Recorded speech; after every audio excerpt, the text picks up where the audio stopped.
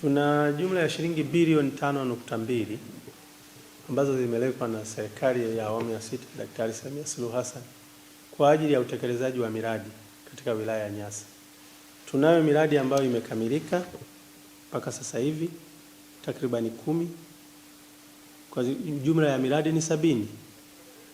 Kuna miradi ambayo inaendelea ipatayo miradi karibia 50, na tuna miradi ambayo bado haijaanza utekelezaji wake, ni takriban inakaribia si zaidi ya 10 kwa zile ambazo tumepata fedha kwa muda kidogo kuchelewa. Kwa lakini mchakato unaendelea wa manunuzi na kuhakikisha kwamba miradi hii pia inaanza kutekelezwa.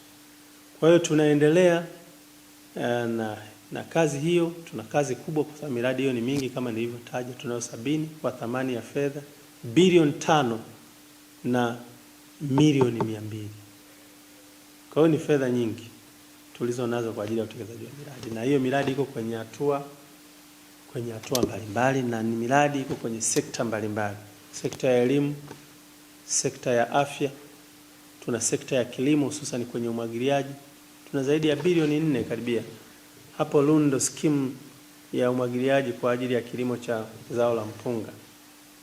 Tunaendelea na wengine inafanywa upembuzi yakinifu kule Litui kwenye lile bonde.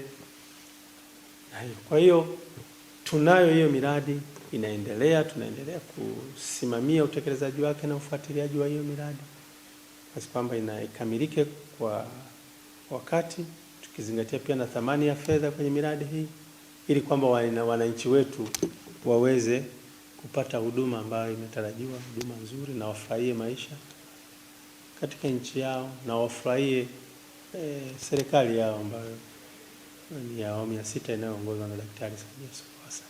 Nichukue fursa hii kwamba kwanza kuwashukuru wananchi wote wa wilaya hii ya Nyasa kwa namna ambavyo tumeendelea kushirikiana katika maeneo nyanja mbalimbali, masuala ya maendeleo lakini pia kubwa, sisi tunaishi mpakani, tunashirikiana sana kuhakikisha kwamba maeneo yetu ya mipaka iko salama. Wananchi wetu wanatoa ushirikiano sana, wanatupa taarifa na kuna umakini mkubwa. Kwa hiyo ninawashukuru sana.